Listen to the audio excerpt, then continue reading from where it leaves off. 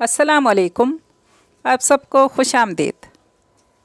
आज एक बहुत प्यारी सी कहानी आपके लिए लेकर आई हूँ जिसका नाम है किचन का राजा और इसके राइटर हैं हुमैरा शफ़ी। अगर आपने अभी तक मेरे चैनल को सब्सक्राइब नहीं किया तो कर लीजिए, कमेंट लाइक भी ज़रूर कीजिएगा। इस नावल को शुरू करने से पहले इसके कुछ ख़ास हिस्से आपको सुनाना चाहूँगी ताकि आपको मालूम हो सके कि ये कहानी कैसी है। वाह! उन्होंने एक डोंगे का ढक्कन हटाया। भाप उड़ाता खुशबूदार शोरबा नज़र आया। बेगम, क्या आपने प्याज को ठीक से ब्राउन नहीं किया था? शोरबे का रंग खिलता हुआ सा नहीं है।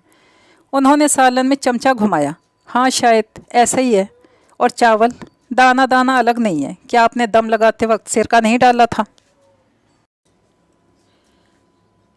शादी की रात वो लजाई शर्माई सी डूबते उभरते दिल के साथ बेड पर बैठी थी और दिल ही दिल में डर भी रही थी कि दूल्हा मियाँ कहीं आते ही इससे भगारे बैंगन कद्दू के कबाब की रेसिपी ही ना पूछने लग जाएं। अम्मा, ये वसीम ने बनाया है, इसने फ़ख्रिया बताया। इतना बड़ा शेफ़ है, इसे शलजम गोश्त ही नहीं पकाना आता। वो भी दक गई। अरे हटाओ इसे खाकर मेरा ब्लड प्रेशर ज़रूर हाई हो जाएगा। बहुत सारा वक्त प्याज काटने, अदरक लहसुन का पेस्ट बनाने में, हरी मिर्च टमाटर वगैरह ग्राइंड करने और इस तरह के छोटे मोटे कामों में गुजर गया। पहले तो सब कुछ तैयार किया कराया मिलता था, अब खुद करना पड़ रहा था। अपनी तरफ से तो दोनों मियाँ बीवी सब कुछ तय करके सोए थे, मगर किसी अनहोनी का तो कुछ पता नहीं होता ना। जी, तो ये कुछ हिस्से मैंने इस कहानी के आपको सुना दिए। अब बाकायदा आगाज़ करते हैं। वो दोपहर का खाना टेबल पर लगा चुकी थी। बच्चे भी स्कूल से आ पहुँचे थे। बस साहब जी का इंतज़ार था जो आज कुछ लेट हो चुके थे। मम्मा, शुरू करें? भूख का कच्चा गुड्डू बोला। बस बेटा, थोड़ा सा इंतज़ार और कर लो, तुम लोगों के बाबा आते ही होंगे। मम्मा, बाबा के होटल में तो आज ग्रैंड बूफे था, मज़े मज़े के खाने होंगे, वो तो वहीं से खा पी कर आएंगे। छोटा रिहान चमक कर कहने लगा। मगर मैं वहाँ से कुछ भी नहीं खा कर आया मेरे बच्चों। अचानक अंदर आकर बोले, तुम लोगों को पता है मैं अपने प्यारे बच्चों प्यारी बेगम के बगैर लंच हरगिज़ नहीं करता। उन्होंने अपना कोट सोफ़े पे फेंका। उनके कमेंट पर प्यारी बेगम ज़रा सा शर्माई और फिर उनके लिए कुर्सी खींची। वाह! उन्होंने एक डोंगे का ढक्कन हटाया। भाप उड़ाता खुशबूदार शोरबा नज़र आया। बेगम, क्या आपने प्याज को ठीक से ब्राउन नहीं किया था? शोरबे का रंग खिलता हुआ सा नहीं है। उन्होंने सालन में चम्मच घुमाया। हाँ, शायद ऐसे ही है, वो तहम्मुल से बोली। और चावल? उन्होंने चावल की डिश को करीब खिसकाया। दाना दाना अलग अलग नहीं है। क्या आपने दम लगाते वक्त सिरका नहीं डाला था? सिरका तो ख़त्म हो चुका था, मैंने लीमू निचोड़ दिया था। सिरके और लीमू दोनों का फंक्शन तो एक सा ही होता है, मगर बेहतर था कि आप लीमू निचोड़ने के बजाय इसके टुकड़े करके डाल देती। वो अब भी खामोश रही, इस नुक्ता चीनी की आदी जो थी। यूँ तो वो ख़ुद भी बहुत सुघड़ पकाने रेंधने में माहिर थी, मगर लाख कोशिश के बावजूद अपने शेफ़ शौहर का मुकाबला तो नहीं कर सकती थी। जी हाँ, आप ठीक समझे, उसके साहब जी मुस्तनद शेफ़ थे। जब इसके लिए एक शेफ़ का रिश्ता आया था तो उसकी अम्मा ने पहले तो अपना कलेजा थाम लिया था। हाय अल्लाह, क्या लड़का हांडी रोटी करता है। फिर अब्बा ने समझाया,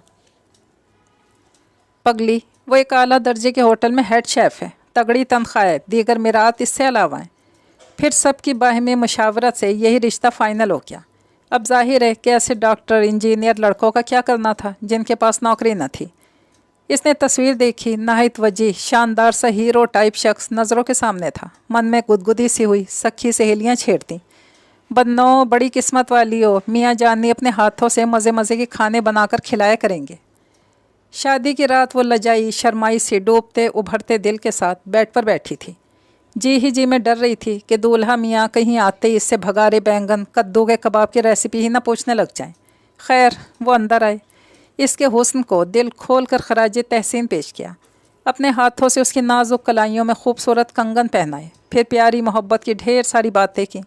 नसीहत वगैरह कोई नहीं की, क्योंकि घर में उनके अलावा कोई था नहीं। एक अम्मा थी जो बड़े भाई और भावज के हमरा अमेरिका में मुकीम थी। वो भी शादी में शरीक ना हो सकी थी क्योंकि उनका कोरोना टेस्ट पॉजिटिव आया था, तो फिर सफ़र की इजाज़त ही ना मिली थी। चंद ही लम्हों में उनकी नर्म मिजाजी और अपनायत भरे सलूक से मुतासिर होकर इसकी झिझक दूर हो गई और तमाम अंदेशे उड़न छू हो गए। अब वो थोड़ा आरामदेह अंदाज में बैठी थी। वो कहने लगे, सना डियर, मुझे तो अंदाज़ा ही नहीं था कि शादी करना कितना मुश्किल काम है। अकेली जान मेरी और हज़ारों काम, थक कर चूर हो गया। अब देखो, लोगों को तो दूल्हा दुल्हन की प्राइवेसी का भी कुछ ख्याल नहीं होता। अब मुश्किल से जान छुड़ाई है, सर में दर्द सा उठ रहा है, तो माइंड ना करना। आओ किचन में चलते हैं, मिलकर चाय बनाएंगे। वो इस बात में सर हिलाते हुए उठी। अपनी कामदार मैक्सी संभालते उनके हमरा किचन का रुख किया। साफ़ सुथरा, तमाम ज़रूरी लवाजमात से मुज़य्यन कुशादा सा किचन। दोनों ने मिलकर घर का चूल्हा जलाया और फिर एक दूसरे की हसीन संगत में चाय बनाई और वहीं बैठकर पी भी गई। सना डियर, आज से मेरे दिल और इस किचन की रानी तुम हो। तुम्हें हर तरह की आज़ादी है, जैसा चाहे पकाओ और पका कर खिलाओ। ये बंदा नाचीज़ आपकी राजधानी में कभी मुदाखलत नहीं करेगा। वो इस मुकालमे पर अंदर तक सरशार हो गई कि वो अपने वादों में कितने सच्चे थे। वो एक आला दर्जे के होटल में हेड शेफ़ थे। शेफ़ की एक पूरी टीम को लीड करते थे। मसरूफ़ियत भरी जॉब थी, कभी किसी ग्रैंड डिनर की तैयारी, कभी किसी अर्जेंट ऑर्डर की। मगर जितने भी मसरूफ़ होते, लंच हमेशा घर में अपनी बेगम के हाथ का पक्का ही तनावल फरमाते। वो भी अच्छा पकाती थी, तारीफ़ भी करते थे, मगर अपनी शेफ़ी फितरत से मजबूर टोका टाकी भी ज़रूर करते, जिसका वो कतई बुरा न मानती। वो अक्सर कहते, बेगम, ये रिवायती तरीके से खाना पकाना छोड़ दो, जदीद अंदाज़ अपनाओ। कि ये क्या, हर बार पहले प्याज ब्राउन की, फिर अदरक लहसुन का पेस्ट डाला, फिर टमाटर, दही, मिर्च, मसालों के साथ शामिल करके गोश्त सब्ज़ी वगैरह को इतना भूनना कि तमाम ग़िज़ाइयत तबाह बर्बाद करती। भाई आजकल तो स्टीम स्टाइल चल रहा है, आप सब्ज़ी या गोश्त को स्टीम करें। मगर वसीम, इतना रूखा फीका सा हर कोई तो नहीं खाता। इसीलिए हमारे यहाँ हर कोई शुगर और ब्लड प्रेशर का मरीज़ भी है। मगर ग़िज़ाइयत के साथ साथ जायका भी तो चाहिए। इसका भी इलाज है मेरे पास। आप हर किस्म की सॉस बना कर रखें, हर कोई अपने टेस्ट के मुताबिक ऐड करे। उनके पास तो चुटकी बजाते हर मसले का हल था। अगर कभी मूड में होते और फारिग भी होते तो किचन को भी रौनक बख्श देते। बच्चे ही फरमाइश करते, बाबा बिरयानी बनाएं। चलो बेगम, बिरयानी बनाते हैं। बेगम को लिए बगैर वो किचन में ना जाते। फिर वो इनकी भरपूर मदद करती। बिरयानी तैयार होती तो बच्चे खाते हुए सर धुनते, वाह बाबा, इतनी मज़ेदार, इतनी डिलीशियस, कमाल कर दिया आपने। वो खुशी से फूले नहीं समाते।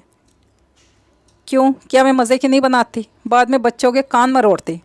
नहीं मामा, आपकी भी अच्छी होती है। वो तो बाबा ने शायद कुछ और ऐड किया था, नया टेस्ट आ रहा था। बच्चे पूरे सियासतदान माँ के मुंह पर माँ के, हकीकत में सारे के सारे बाप के। कुछ ऐड नहीं किया था, सारा कुछ तो मैंने ही काट कर और कूट कर दिया था। एक दिन उन्होंने शलजम गोश्त बनाया। शाम में वो अपनी अम्मा के लिए टिफ़िन भर के ले गई। खामोशी से खाती रही। अम्मा, ये वसीम ने बनाया है, इसने फ़खरिया बताया। इतना बड़ा शेफ़ है, इसे शलजम गोश्त ही नहीं पकाना आता। वो बिदक गई। वो अम्मा, आपका ब्लड प्रेशर हाई होता है ना, तो उन्होंने स्टीम करके बनाया है। अरे हटाओ इसे, इसे खाकर मेरा ब्लड प्रेशर ज़रूर हाई हो जाएगा। उन्होंने बाउल परे धकेला। महज मुस्कुरा कर रह गई। उनका गुड्डू फर्स्ट आया था। इसी खुशी में उन्होंने अपने फैमिली फ्रेंड्स की दावत कर दी। इसके तो हाथ पांव फूल गए। हाय अल्लाह वसीम, मैं अकेली इतनी बड़ी दावत का इंतज़ाम कैसे करूँगी? आजकल तो मासी भी छुट्टी पर है, वरना ऊपरी कामों के लिए इसे ही रोक लेती। अरे बेगम साहिबा, आप अकेली क्यों, मैं जो हूँ आपके साथ। उन्होंने इसे अपने साथ लगाकर तसल्ली दी। उस दिन वह दोनों सुबह ही किचन में घुस गए। मेन्यू भी लंबा चौड़ा था, इस हिसाब से काम भी ज़्यादा था। अब चूल्हा तो उन्होंने संभाल लिया, बाकी इजाफी काम जैसे जैसे वो कहते गए वो करती रही। उसने ढेर और ढेर प्याज काटी, कुछ ब्राउन की, कुछ का मसाला फ्राई किया, लहसुन अदरक का पेस्ट बनाया, टमाटर ग्राइंड किए, सब्ज़ मिर्च बारीक बारीक काटी, 2-3 किस्म का सलाद बनाया, कस्टर्ड उन्होंने बनाया, मगर इसके ऊपर ड्राई फ्रूट से डेकोरेशन उसने की। बर्तन निकाले, वसी और इस टेबल सजाई। जब मेहमान पहुँचे तो वो दोनों मियाँ बीवी अभी तक किचन में ही मसरूफ़ थे। हाय अल्लाह भाभी, अगर शेफ़ मियाँ का साथ हो तो भला दावत की कैसी टेंशन। एक थकी थकी सी मुस्कान इसके लबों पर आ गई। दावत बखैर व खूबी अंजाम पाई। मेहमानों ने दिल खोल कर वसीम साहब की कुकिंग को सराहा। सभी कुछ उन्होंने लाजवाब बनाया था। तारीफ़ों के जो डोंगरे उन पर बरसाए गए वो उन्होंने खुशी खुशी समेटे। एक बार भी उन्होंने अपनी बेगम की मेहनत का तस्करा न किया, जो मुसलसल उनके साथ लगी रही थी। वो तो सारा वक्त चूल्हे के सामने खड़े रहे थे। उन्हें हर चीज़ तो इसी ने फराहम की थी। चंद लम्हों के लिए तो इसका दिल मांद हुआ, फिर ये सोचकर खुद को समझा लिया कि आखिर इन छोटे छोटे कामों की क्या अहमियत होती है, सारा कमाल तो शायद चमचा चलाने का होता है। मौसम बदला, सर्दियाँ रुखसत हुई, मार्च का ठंडा मीठा सा महीना आ पहुँचा। सुबह और रात में खुनकी होती, मगर दोपहरे कुछ कुछ गर्म होने लगी। वो गर्म और भारी कपड़ों को पैक करके ऊपर स्टोर में मुलाजमा से रखवा रही थी, जब करीब मेज़ पर धरा उसका मोबाइल गुनगुनाया। मियाँ जी की कॉल थी। सना डियर, कल सुबह की फ़्लाइट से अम्मा और समन भाभी बच्चों के हमरा आ रहे हैं। वो अब तुम जल्दी से उन लोगों के लिए बेडरूम वगैरह तैयार कर दो। उनकी आवाज़ खुशी से कपकपा सी रही थी। सच्ची बात ये थी कि इसे भी बहुत खुशी हुई। ससुराली रिश्तेदारों का खालीपन उसे कभी कभार बड़ा सताता था। फिर अम्मा और समन से वीडियो कॉल पर बात करके अंदाज़ा हो चुका था कि वह दोनों कितनी अच्छी नेचर की थी। इसे भी उनसे मिलने का बहुत इश्तियाक था।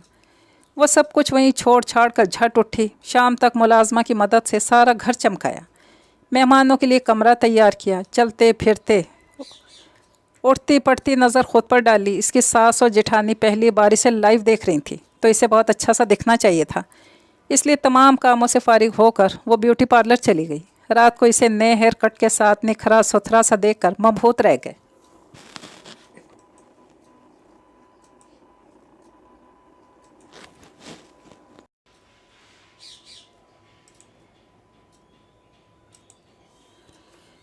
आखिर तुम औरतें ये तमाम मियाँ के लिए क्यों नहीं करती? इसलिए कि वो हमें ऐसा करने के लिए कहते ही नहीं हैं। अच्छा छोड़ें, आप ये बताएं कि खाने में क्या बनाना है। नाश्ता तो वो लोग फ़्लाइट में ही करेंगे, लंच तक ही पहुंच पाएंगे। इन्हें एयरपोर्ट भी लेने जाना होगा, तो मैं कल छुट्टी कर लूँगा। अम्मा के सही टेस्ट का भी अंदाज़ा मुझे ही है, सही टेस्ट का अंदाज़ा भी मुझे ही है, इसलिए खाना भी मैं बना लूँगा। तुम टेंशन ना लो, बस मुझे ग्रोसरी की लिस्ट बना दो, मैं ड्राइवर से कहकर मंगवा दूँ। अपनी तरफ से तो दोनों मियाँ बीवी सब कुछ तय करके सोए थे, मगर किसी अनहोनी का तो कुछ पता नहीं था। रात के आखिरी पहर इसके मैके से इसके भाई की कॉल आई कि उसकी अम्मा का अचानक बीपी शूट कर गया था, इमरजेंसी ले जाना पड़ा था। वो वहाँ अकेला परेशान खड़ा था। उसकी भाभी की चंद रोज़ तक डिलीवरी मुतवक्के थी, वो अपने मैके में थी। इस कंडीशन में अस्पताल आ भी नहीं सकती थी। वसीम, अब क्या करें? वो हवास बाख्ता सी हो गई। तुम परेशान ना हो, मैं तुम्हें हॉस्पिटल छोड़ आता हूँ। जब तक अम्मा की तबीयत ना संभले तुम घर ना आना, मैं पीछे सब कुछ मैनेज कर लूँगा।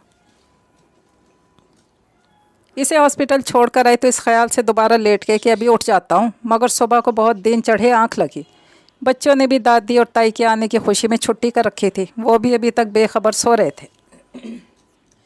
पहले तो सना ही सबको उठाती थी। वो जल्दी से हाथ मुंह धोकर किचन में आ पहुँचे। वक्त बहुत कम रह गया था। अम्मा तो सफ़र में कुछ भी नहीं खाती थी, फिर वो शुगर पेशेंट भी थी, इसलिए खाना वक्त पे तैयार होना बेहद ज़रूरी था।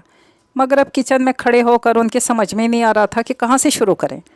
रात को सना ने कहा भी था कि वो कुछ सामान तैयार करके रख देती है, मगर उन्होंने मना कर दिया था कि सब कुछ फ्रेश ही डालना है।